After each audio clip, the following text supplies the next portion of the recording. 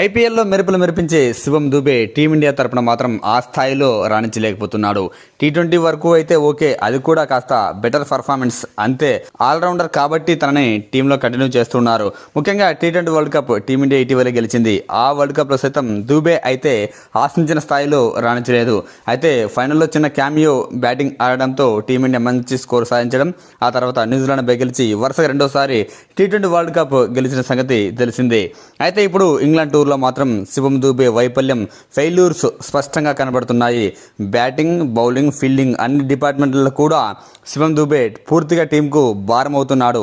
I think 5th టీ20లో అనుకుంటా Harry Brook క్రీజ్లోకి రాగానే 2-3 పరుగుల స్కోర్ దగ్గరే ఈజీ క్యాచ్ను శివం దూబే డ్రా చేశాడు.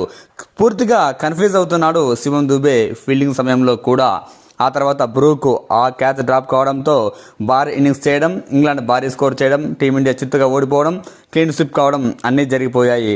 ఇప్పుడు వన్డే సిరీస్లో సైతం శివం దూబే ఫెయిల్యూర్స్ మరోసారి కనబడుతున్నాయి. ఫస్ట్ వన్డేలో టీమిండియా గెలిచింది.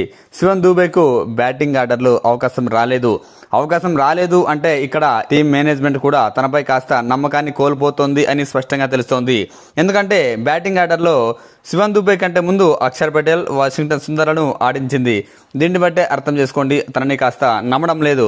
కాకపోతే ఫాస్ట్ బౌలింగ్ ఆల్రౌండర్ లేకపోవడంతో, అది కాకుండా నితీష్ కుమార్ రెడ్డి గాయం కావడంతో ఇక ఆల్టర్నేషన్ కోసం శివం దూబేను ఆడిస్తున్నారు. తన బౌలింగ్ లో ఫస్ట్ మ్యాచ్ లో ఒక వికెట్ తీశాడు.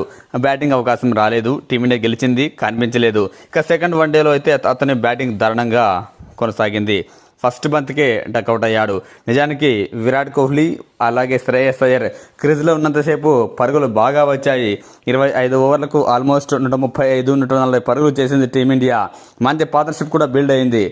ఆ సమయంలో కోహ్లీ అవుట్ కావడం, వెంటనే అక్షర్ పటేల్, సుందర్ అవుట్ అయ్యారు. కానీ ఆ టైంలో శివం దూబే కూడా కనీసం 30 పరుగులు చేసి ఉంటే, శ్రేయస్ అయ్యర్తో కలిసి ఒక 50 పరుగులు పార్ట్నర్షిప్ బిల్డ్ చేసి ఉంటే టీమిండియా మంచి స్కోర్ చేసేది, ఇంగ్లాండ్ను ఓడించే అవకాశం ఎక్కువగా ఉండేది.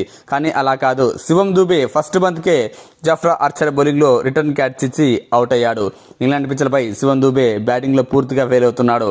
అలాగే బౌలింగ్లో సైతం ఈ మ్యాచ్లో పెద్దగా ఇంపాక్ట్ ఏమీ చూపించలేదు. 6 ఓవర్ల బౌలింగ్ వేసి 32 పరుగులు ఇచ్చి ఒక వికెట్ మాత్రమే తీశాడు. ఇట్లా అన్ని డిపార్ట్మెంట్లలో ఫెయిల్ కావడంతో శివం దూబే టీంకు భారంగా మారుతున్నాడు. మరీ ముఖ్యంగా వన్డే ఫార్మాట్కు ఇతని ఆడతీరు చూస్తుంటేనే స్పష్టంగా అర్థమవుతోంది, వన్డే ఫార్మాట్కు శివం దూబే సెట్ కాడేమో అని.